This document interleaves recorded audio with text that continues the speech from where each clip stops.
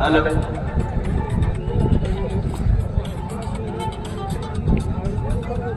ప్రేక్షక మహాశయులారా, మీరు 2 నిమిషాలు మీ చెవుల్ని నా మాటలు ఎక్కడానికి ఉపయోగించండి.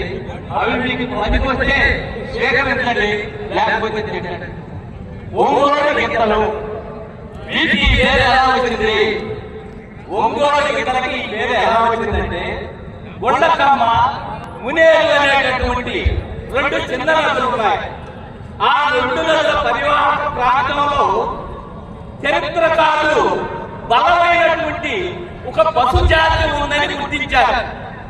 ఆ పశు జాతి లక్షణాలు ఎలా ఉంటాయంటే, అధిక వర్షాలు కురిసిన, అనావృష్టి వచ్చిన, కుక్కెడు మేతతోటి, కుక్కెడు నీళ్లతోటి అన్ని సమానమైనటువంటి వాతావరణాలను తట్టుకొని నిలబడగలిగినటువంటి ఒక గట్టి జాతి ఉందని చరిత్రకారులు గుర్తించారు.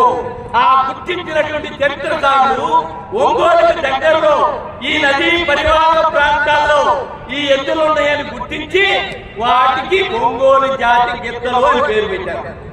వాటి యొక్క లక్షణాలు ఏ విధంగా ఉంటాయి?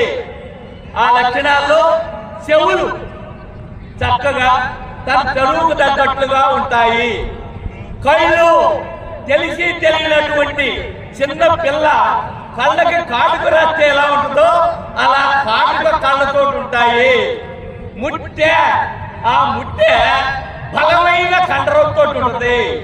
ఒక కంటికి మధ్య విశాలమైనటువంటి దూరం ఉంటుంది. ముక్కులు పెద్దవిగా ఉంటాయి. ఎక్కువగా గాలి పీలవటానికి, వదలటానికి అనుకూలంగా ఉంటాయి.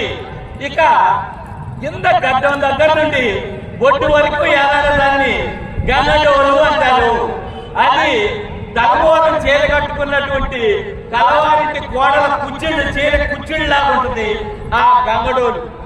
అలాగే బలమైనటువంటి ముందు కాళ్ళు, మరి ముందు కాళ్ళ తర్వాత ఒక పిల్ల గిట్ట, దాని తర్వాత 4 ఏళ్ల మధ్య కింద భాగంలో చీలిపోయినటువంటి గిట్టలు ఉంటాయి. మెడ కుర్చగాను బలంగాను ఉంటుంది. పక్క జముకలు బద్దబాటులో కాకుండా గుండ్రంగా ఉంటాయి.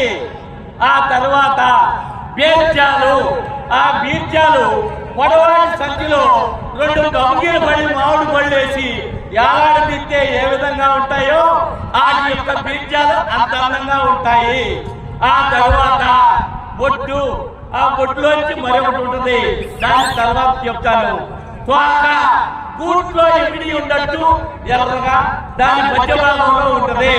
తర్వాత తోక మట్ట, అది 16 ఏళ్ల అమ్మాయి జడకుక్కలు కట్టుకొని నడిస్తే ఏ విధంగా జడ ఊగుతా ఉంటుందో ఆ యొక్క ఒంగోలు జాతి గిత్త తోక మట్ట అలా అందంగా ఊగుతా ఉంటుంది. నడిచేటప్పుడు ఎడకాళ్ళు ముందు కాళ్ళ కన్నా ఎక్కువ ముందడుకే వస్తూ ఉంటాయి. ఇవి పుట్టినప్పుడు సహజంగా ఏ రూపం ఉండా 3 సంవత్సరాల తర్వాత యథారూపానికి వస్తాయి. ఏ రంగు అయితే ఆ రంగుకి వస్తాయి. ఈ స్వతహాగా సాధు స్వభావం కలిగినటువంటి ఎవరైనా చిన్నప్పుడు ఆ కోడెలకు పెంచి ఆ కదువని ఎవరికైనా అమ్మినట్లయితే మరలా 4-5 సంవత్సరాల తర్వాతైనా ఈ పెంచిన వాళ్ళని గుర్తించేటటువంటి శక్తి ఒంగోలు జాతి కోడెలకే ఉంటుంది. అవి సాధు స్వభావంతో ఉంటాయి. వృద్ధులైనా, బాలులైనా, ఆడవాళ్ళైనా, మహిళలైనా అందరినీ అప్పుని చేసుకుని ప్రేమగా చూస్తాయి. ఏ విధమైనటువంటి పోట్లాటకి దూరంగా ఉంటాయి. ఇవి ఈ ఒంగోలు జాతి గిత్తల్లో నవదంతులు అంటారు. మీరందరూ లెక్కేసుకోండి.